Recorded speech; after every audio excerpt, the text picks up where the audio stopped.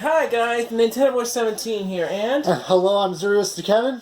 alright, we've shown it off a couple times, but we're going to show up our N64 collection, which has been updated over the years, granted not by much, but still. Yeah. But anyway, let's just show it off.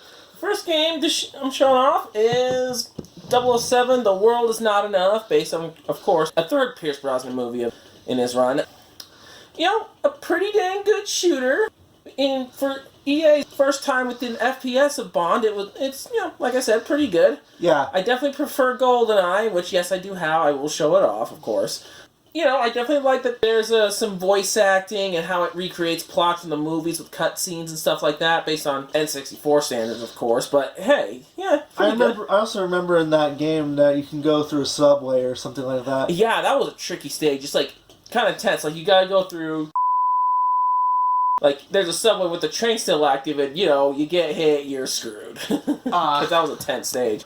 Okay, the next game I have is just called Castlevania. Others call it Castlevania 64. And, I know a lot of people dislike this game. I even remember the AVGN episode of it, and I thought that episode was bad. I mean, I personally like the game, and that's not the reason I thought that episode was bad. I thought the AVGN was like, dude, what are you doing? It's like, he couldn't figure out how to navigate regular action mode, and it's like, it's driving me nuts. I remember completing it on easy, where it teasingly cuts off. Like, that's a problem. I hated that. But I did it as both Reinhardt and Carrie. I went through the first half of the game that he got stuck at, and yeah, I admit, it's a flawed game. Controls are a little off, but, I still like it. Yeah, I haven't played much of it. I kind of lost interest in the game because there wasn't really much for me to do. Yeah, I can see why on your end. And here's one of my more prouder finds on the N64, which I got, I think, around last year. Diddy Kong Racing. I've been wanting this game for a while. Because, I'll be honest, I'm not huge into Mario Kart 64. I couldn't get into it much. Yeah, neither have I. Because the more I think about it, that one hasn't aged very well. But this one's kind of more hardware pushing, and of course it's from Rare. Of course they're going to do that. Yeah, because there's more 3D models from carts and stuff like that. And it's from Rare. It looks gorgeous. And the music is very, very dope. Oh, yeah. I love the music, too. But yeah, it's got, like, younger Conker before he was all mouthy and sweary and drunk and stuff from Conker's Bad Fur Day. But yeah, Banjo's also in it. It's great. And this one is Donkey Kong 64. I remember buying this. This is my first time I've ever bought a game at Old Game Crazy. You gotta remember that store? Yeah, I remember that. Yeah, I mean, they asked, do you have an expansion pack? I'm like, yeah, I got it for Christmas. And I got it after saving money from helping hard work with Dad at the time. I picked this up. I like it. Again, I know a lot of people don't because it's a collect-a-thon and stuff like that, so are a lot of other Rare platformers. But, I still managed to like it because it's got, like, arcade Donkey Kong, which is awesome. It's got Jetpack, which you can get on Rare Replay now. But, yeah, I like it. I also like the mini-games and the multiplayer. I just never beat it because K. Rool is a bitch to fight. Even in Smash, man. Yeah, right? This one, I actually have the sequel of, but I also have the original. But I'll show it off anyway. Extreme XG2. I've only played a little bit of it.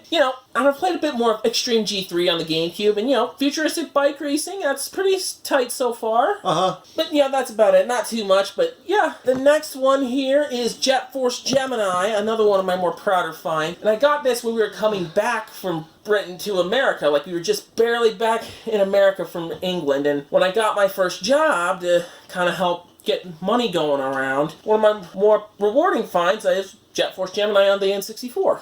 Yep.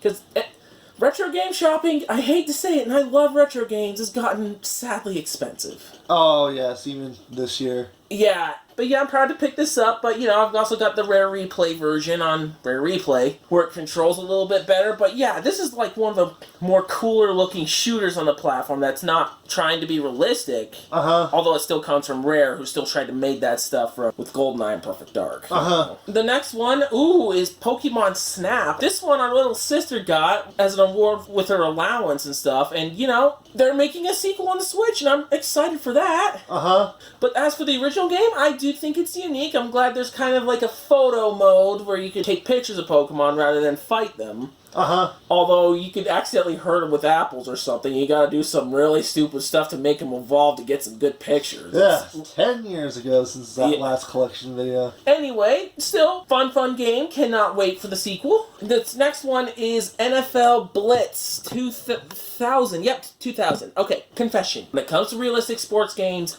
I hate them. Like, I dread them. You'll never see a Madden in my collection.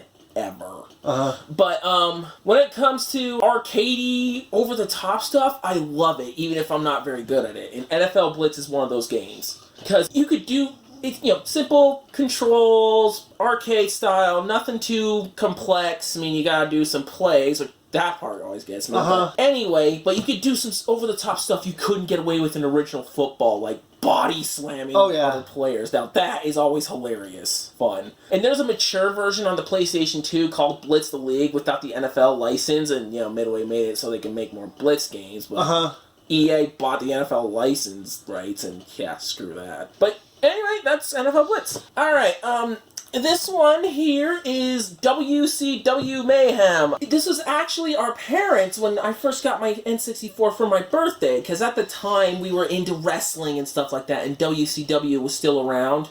Nowadays, it's all WWE and then Monopoly. Watch John Oliver's episode. But, there's another wrestling syndication out there, AEW, and which I kind of want to take a look at, but I've kind of grown out of wrestling. But anyway, I still have fun with this one. I know it's not like WWF No Mercy, but I didn't like that game. I mean, I like this one because it's more simplistic to control. It's more accessible, but I'll admit the graphics aren't great, even for N64. Yeah, for the character graphics I do agree, but I kind of like the interface of that game. Yeah, and I definitely liked at the time was the character customization. I mean, it's basic as hell now, but for its time, it was awesome. Next one I have here, okay, and sadly the label's a little torn up, but that's how we got it at Game Crazy at the time. Yoshi's Story. I know the reviews of it were poor, but I liked it. I kind of like the 2D graphics, kind of pre-rendered look to Yoshi and stuff, and the 2D gameplay. Kind of wish it just didn't rely on the N64 stick for a 2D game, but I guess that's needed for, like, aiming and stuff, but I get that, but I still have fun with this. I managed to beat the entire game, all the levels. Me too. I actually have most of the levels. I couldn't unlock all the secret stuff. I mean, you were probably lucky to... I completed it all. Lucky duck. This label's not great, but I found this at Salt Lake Gaming Con. Yeah, remember when we were allowed to go to cons? Yeah. Miss Pac-Man Maze Madness. To my understanding, it's not as good as, say, the PlayStation 1 or the Dreamcast version, mainly because the music is the same on the set of levels on loop, but it's a nice, different take on the classic Pac-Man style, where you're just focused on puzzle solving and, doing those Pac-Man-y things, like gobbling up and eating ghosts and pellets and stuff. So yeah, I still got some of that classic arcade stuff. You can even play the arcade games, but, it's just a nice twist. Oh, yeah. Another one of my more recent finds online, and I kind of wanted to check it out with reviews, is Lego Racers. Now, I've heard that the PC version is supposedly better, but, on modern machines, old PC games don't tend to run great unless you bin it with some crap. But I do like a lot of concepts of Lego Racers, like customizing your cars and stuff like that. That interested me, and, from what little I played of this one, I still want to see WB and TT Games do a reboot of this. For as many Lego games they're gonna make, how about rebooting this, guys? Please, TT? Like, even if you have to put, like, Chase McCain or Chris Pratt's character from the Lego movie in it, come on. Oh, yeah. That'd be awesome. Okay, this next one we had on PC, but we now have on the Nintendo 64.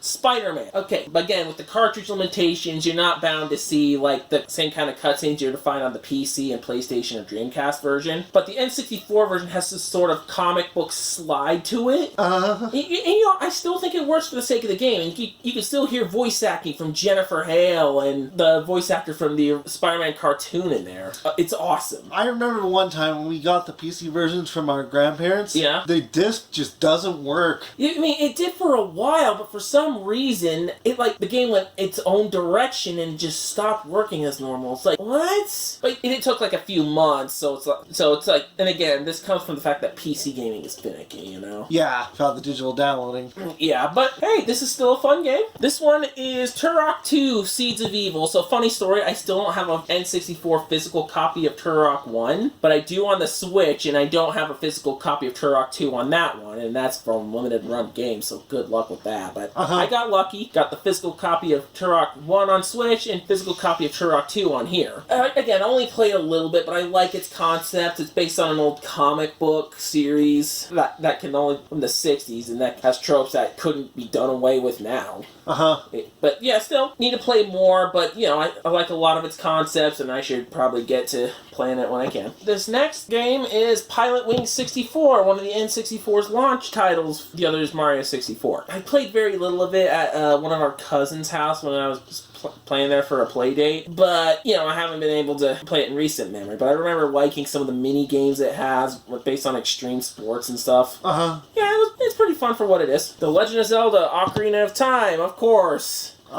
You know, one of the most well-known N64 games, one of the best today, and it deserves that reputation. And pair that, we also have here Majora's Mask. AKA the game with the moon and a face. Yep, and the apocalyptic storyline. But, you know, both are classics, and, you know, it's one of those games where I have to have, like, more than one version of, and actually, that's more by accident, but, you know, because we have the N64 cartridges, we have GameCube discs via the collections that are very rare now. Look at the price, holy And you have your own 3DS version. Yep, and the 3DS versions. But yeah, both these games are classics. You know, I definitely like the visuals of Majora's Mask even more. But overall package, I slightly prefer Ocarina of Time, but that's a just me situation. Alright. Star Wars, Shadows of the Empire. Oh gosh, I remember this game. Yeah, okay. Admittedly, the on-foot platforming third-person shooter segments haven't held up too well, but you know, I still have fun with it. I think it's a nice side story to the whole Star Wars saga, and I think it kind of helps bridge the gap between Episode 5 and Episode 6 well enough, and again, that's until Disney decanonize it. But anyway, yeah, this is still a fun game. I would like to see a more modern re-release one of these days, but... Oh well. One thing about this game is I nearly finished this game, but I never had a chance to. I managed to beat it. I just didn't get the secret ending because it was a little difficult. Yeah. But oh well. Alright. Star Wars Episode 1 Racer. Oh, and yes. you played this religiously. Oh yeah. I'll explain my part of the story because I've managed to beat the game on both the N64 and the new Switch version. I'll talk about the N64 version. I actually managed to beat it all with the winners takes all version of the game, and which gives me a lot of credits when I was playing this game. Yeah. And it really is fun. The N64 had some interesting things, and I remember it had the music when you hit the final lap. Compared to the Switch version, the music in that game is through all the laps, but the one thing I really like about the Switch version more is that the controls are much easier. Yeah, I definitely agree with that. And you know, I pre-ordered through Limited Run the physical version of the Switch version on this, and I can't wait until that arrives. It might be a while because COVID. Damn that virus. Yeah, but you know, but that's bound to happen. But anyway, yeah, this is a great racing game on the N64, possibly the best. Because F-Zero X is just right behind it, I think. Yeah. But yeah, great Star Wars racing game. Okay, this next one is Star Wars Battle for Naboo. I still haven't beaten this one yet. It's fun, but I still haven't beaten this one yet because there's this boating segment in a night base that's kind of a pain in the ass. But you know, it's another game from Factor 5. I mean, it's set during Episode 4 rather than one of the original games. And now for more arcade Starfighter pilot games with the prequels, there's the Starfighter series on the PS2 and Xbox, which I've reviewed. But yeah, fun game. I need to get a chance to beat it one of these days, but it's a little difficult. And now, since I've shown off all 3 of the other Star Wars games, shown off my top favorite one, Rogue Squadron. Oh man. Oh, I love this game. And I definitely like Rogue Leader on GameCube more. Ooh. Rogue Squadron, I still have fond memories. Like, I think it's better than even Star Fox 64. Yeah. In that it's not all on rails. It's more like the levels feel more open to explore. Even though you gotta follow objectives, and especially in a certain amount of time. Like, you don't want to leave people on Tatooine to burn to the Empire. But yeah, nothing, like, as much as I want, like, playing a Jedi, at the same time, you can't beat piloting an X-Wing or a TIE Fighter. And especially in a more arcade-like gameplay, rather than the flight simulations like X-Wing TIE Fighter, of course. Alright. See. This next game I have, and this is one of my other thrift store purchases, Toy Story 2. Again, I'm close to beating it, but I kind of stopped after the airport stages. But, you know, it's a pretty fun movie license game. Sadly, though, PlayStation 1 and Dreamcast version has clips from the movie. Actually, it's not really that sad when I think about it. I mean, it mixes well, but it's not that huge a deal. I think that really just fit in because PS1 and Dreamcast were using discs, and the N64, well, it wasn't. But, you know, it was basically the same game on those platforms, and, you know, it's fun. I definitely miss having a SNES version of, or SNES version of Toy Story 1, which is like I remember Traveler's playing Tales. And, you know, it's still a pretty fun game. So, this one I'm going to kind of do a switcheroo around. And the original Pokemon Stadium. It's the first game we ever got for our N64 when I got it for my birthday. You know, and seeing Pokemon battles in 3D. But this is outdone by Pokemon Stadium 2. And which is, I think, is an even better game. Yeah. Like, the mini games are better. The biting graphics are better. All around a better game. What I definitely liked about both games is that you can link up your Game Boy Pokemon into the N64. Yes. Going from 8-bit Pokemon to 64-bit Pokemon. And if you have Pokemon Yellow, you hear the voice of Iku Otani, or Aiku Otani, one of the two. I can't pronounce that. And rather than the typical Pikachu cry they have in the game, rather than her iconic voice.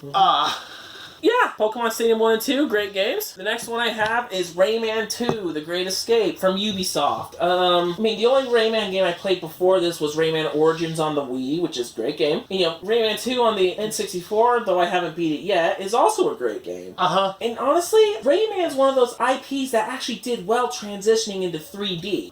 And I wish Ubisoft could have continued that. I mean, I love Origins, and when I play the Legends, it's great. But come back to 3D on it, Ubisoft. We need more 3D platformers. Yeah. So these next games are part of another experiment I've been trying to do, where I'm trying to case all these cartridges, because seriously, these are old. And, you know, it may not have any art in them, but I got these N64 games that I cleared case, and they're among those I value most. And that first one is GoldenEye 007. And this is one of the more higher praised games on the N64. I mean, yeah, it hasn't aged well compared to other first-person shooters, but I still love this game. I used it to test my new retro TV, and yeah, I still managed to have a lot of fun with it. Since I mentioned GoldenEye, I'll show off another game I have encased in this, Perfect Dark, which is a definite improvement over GoldenEye. Granted, the frame rate takes more of a hit in that game. A more smoother version is again on Xbox Live Arcade / Rare Replay. But again, what Rare was doing to push this game is just phenomenal. Yeah. And it's still a great game, great storyline. It's worth it. Great multiplayer as well. Like, better than GoldenEye. But yeah, both games are worth picking up. Okay, in one of our most favorite co-op games, we also have its Dark Legacy expansion on the PlayStation 2 and GameCube. Gauntlet Legends. Oh man, all four of us as siblings, when we gather around with N64 controllers and or PS2 or GameCube controllers, we'll always have a blast with this game. I mean, yeah, it has less content than the Dark Legacy versions, but you know what? I think I still prefer this version over the Dark Legacy versions, just by slight margins. And you can blame that on personal taste, I think. But yeah, especially since there's an RPG-like shop mode where you can sell stuff, which you couldn't do in the Dark Legacy version for some reason. But anyway, I always have fun with Gauntlet Legends. Like, it's just one of my childhood favorites, our childhood favorites, I think. Maybe one day we'll have to dig out the N64 or maybe have a sort of fun gameplay or something. Yeah, maybe. And what I didn't show off is the only box game I have, and this one was a really lucky find online. Extreme G, the original, with the N64 box. And yes, the cartridge is in there. I still haven't played much of Extreme G1 or any of the Extreme G games I have, but yeah, this was like one of my more luckier finds. It's as the AVGN points out, if only we knew boxes were collector's items, and I kind of want to collect more of them, but with plastic cases like what I have, I kind of want to look into the shopping outlets that have like printed labels for it or something. But other than that, yeah. Okay, that is our N64 game collection. As of 2020. Yep. And there is also, I might provide a link below to my 10 years ago version of 2020, or 2010 I mean, where we've done it with us and our little sister. Yeah. That would be very nostalgic back then. So yeah, thanks for watching. Comment, rate, subscribe. And Zeri out.